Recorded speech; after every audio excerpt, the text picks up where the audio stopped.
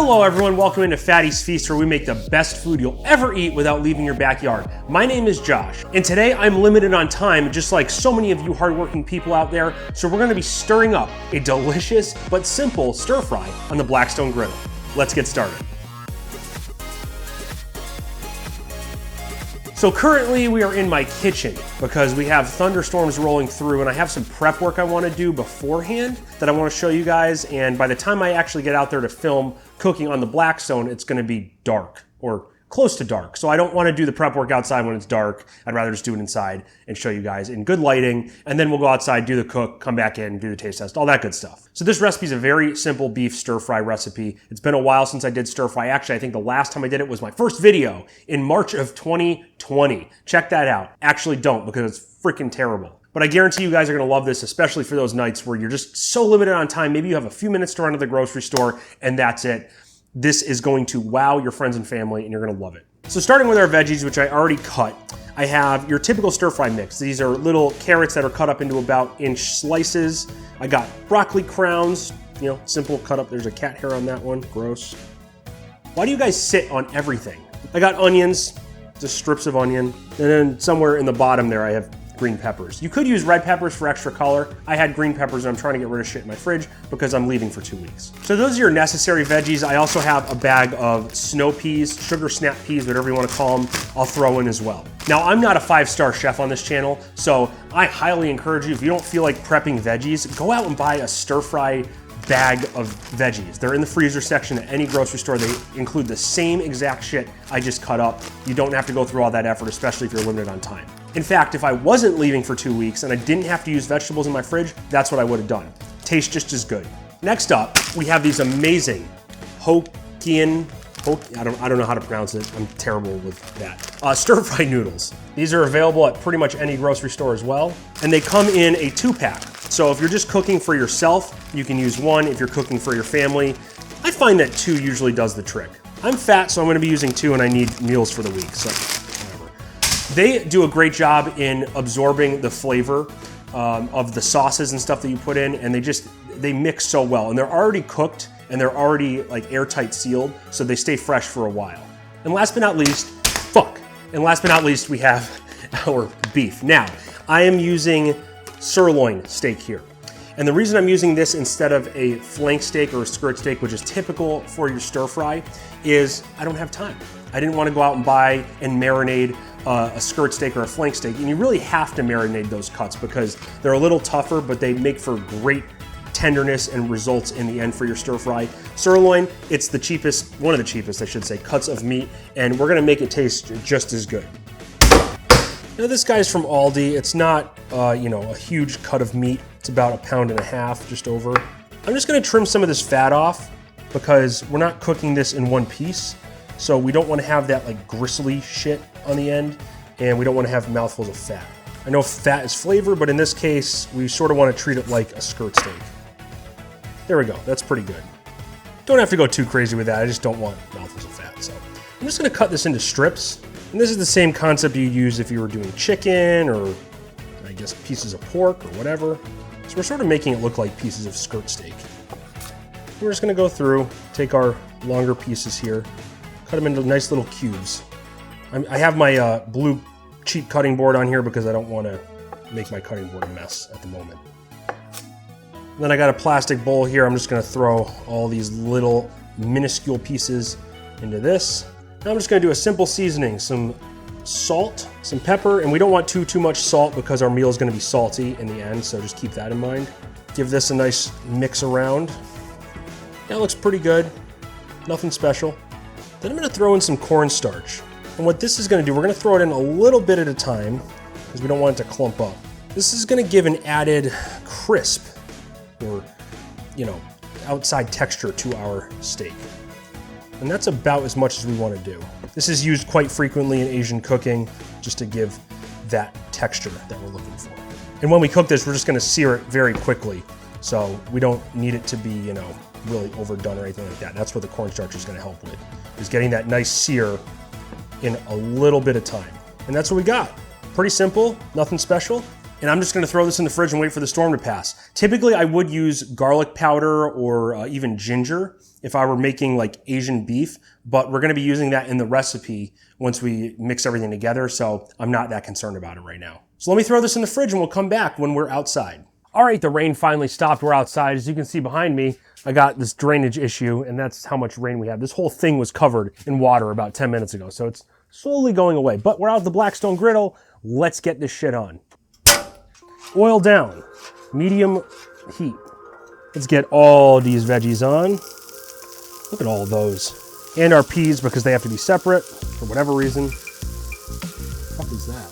Gross. All right, let's spread these out a little bit, because these are gonna take a second. Let's give these some salt, and of course some pepper. I'm gonna throw a little more oil on top, and then we'll mix them up. I wanna get all those seasonings incorporated. Very simple mix of seasonings here. This might look like a lot of veggies, but these are gonna really shrivel down. And what I'm gonna do is every few minutes or so, I'm just gonna mix them up to get some of that water out of here. We're just gonna keep moving just like a stir fry, just like if we're doing something in a wok. And we'll keep spreading them out. The smells are already great, just with these simple ingredients of salt, pepper, and veggies. After a few minutes, I'll give them one more stir. We're starting to see some browning, a little bit, not too much, and that's fine. See the broccoli has some. Then I'll add some garlic. This is a whole head of garlic. I just had it, so I decided to use it. And I wait to put it on because I don't want it to burn. It has a tendency to burn. I put it on too early. I'm also gonna throw a knob of butter in there. Now, if you want to use garlic powder, that's completely fine. I just had a head of garlic, so that's what I'm using. Not a big deal. You can make this as simple as you want. It's gonna taste just as good. There we go, look at that. Doesn't that look amazing? Oh my God. As I go along, I'm just sort of hitting the broccoli to see where it's at. And obviously it's not gonna be done yet, but I wanna see how the tenderness is, because that's gonna be our most difficult veggie to cook. Now on this side, it's piping hot. Put some oil down here, and then bam. Oh, that didn't work as I wanted it to, but whatever. We got our beef. Let's spread this shit out. We're gonna wait for this to get a nice sear on it, and then we'll flip it. While we're doing that, I'm gonna add a little bit of sesame oil to my veggies. You don't want too much of this because it really is a little bit overwhelming, but it gives that nutty flavor that you find in Asian cooking. So it's not so much for cooking the veggies, it's more for flavor. Now there are a bunch of other oils you can use, like fish sauce and oyster sauce, that are typically found in Asian cooking. I don't have any of that, nor do I want it because I don't make this a lot. So I don't want it to go bad or go rancid or anything like that. So I just stick with the basics. I think our beef is ready to flip. It's only been a few minutes, but oh yeah. Got some sear on that. Look at that, it's coming along real nicely. That cornstarch does a number. I wanna show you this one. Look at that sear. You see that? Freaking amazing. Gonna add some ginger, just ground ginger to my veggies. You don't want too much of it. You could use fresh ginger. I don't want any more fresh vegetables in my house because I'm leaving. So I just use that. And these veggies are browning up very nicely. Look at that. Oh, delicious. And for reference, I'm doing this about every 2 minutes. It's not like I just keep doing this. One more flip of the meat. Got some nice color on there. Want to try? Oh, that hurt. Why did I think catching a hot piece of broccoli would be a good idea? I don't know. All right, veggies look pretty brown. Pretty happy with that. Let's get our meat in here. Mix it all together, and now the magic is going to happen. Next, I'm going to add my noodles. What's great about these, you can just mash them up. And mix them all around. These things are so goddamn convenient. And this is where the saltiness comes in. I'm going to add some soy sauce, and then the Lazy Man's Asian Cooking teriyaki sauce. Because this episode is all about saving time making a delicious Asian meal. And this is why this recipe is so salty, because of this soy sauce and teriyaki sauce. I'm gonna add a touch more of each, just because I want a little darker color. Then I'm gonna add some more pepper because I'm a psychopath. And that's gonna do it right there. That's gonna be the perfect amount. Then I have another little secret thing I'm gonna do here. I'm gonna throw down some Sesame seeds, I couldn't remember what they're called. I'm just gonna let those sit there for a second, then I'll just move them right over. I just wanna toast them up a little bit. We'll just keep flipping this to make sure it's hot. And that's good enough. In we go. Now there are sesame seeds in this soy sauce, but as you can tell, you can't really see them that well. So if you wanna add some, great. If not, doesn't matter. And then just to finish it off, I'm gonna add some chives because I don't have any green onion. So it's a good replacement. And here we go, ladies and gentlemen. Look at that. An amazing, easy stir fry for you and your family on those nights that you're just really busy and can't make a gourmet meal. Oh, delicious. Let's give it a try. All right, we're back inside. We're gonna do our taste test, and I'm not even shitting you. As soon as I came back inside, the sun came out. So we could have done this outside, but it is what it is. But before we do our taste test on a more personal note, and I hate bringing up personal stuff on this channel, I wanna dedicate today's episode to my father, Richard Markwart. My dad passed away 2 years ago today, August 23rd, 2020. I'm filming this on August 23rd, 2022. And in hindsight, it was a great year to pass away. I mean, fuck that year, right? But my dad and I didn't really get along toward the end of his life for reasons I'm not going to get into, but he was a driving factor for me to pursue entertainment, to pursue this YouTube adventure. He pushed me to pursue music, which is really what he wanted to see me do, is perform on stage in front of a live audience playing drums, which I hope I can do someday. YouTube wasn't really in the realm of his thinking, but without his encouragement, I wouldn't be here in front of you guys today doing these cooking videos. He always saw me as a performer and entertainer, and he always pushed me to go for my dreams, go for my goals. And like I said, without him, I don't know what I'd be doing. I wouldn't be doing this. That's for sure. I was a shy little kid back in the day. So I wish he was here to see this, because unfortunately he never saw my channel. Even though I started it in 2020 before he passed, he didn't know what YouTube was, and he was dealing with his own issues before he passed away. So I want to dedicate this episode to him, and in honor of him, I would like to do a cheers of his favorite whiskey, cinnamon whiskey. I'm not going to say the brand because they're not a sponsor, but Dad, I miss you. Cheers. Thanks for all you did for me. I'm sorry things went the way they were, but life is life.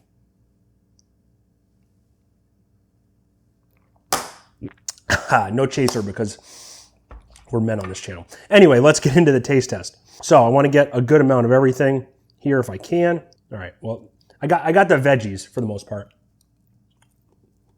That's perfect. Perfect flavor. The noodles absorbed a lot of shit. Here we go with the beef. It's cooked all the way through, but it's not like medium rare because we didn't cook it like a steak, but it basically tastes like a flank steak. It falls apart right in your mouth. I just want some noodles. Can I get some noodles? Oh, here we go.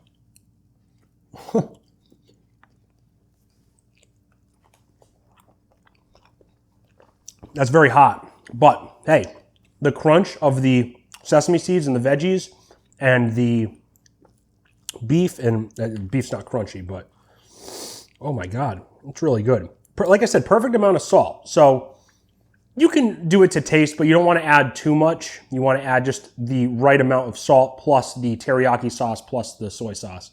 And the nuttiness of that sesame oil shines right through. Some of the peas fell apart, but that's okay.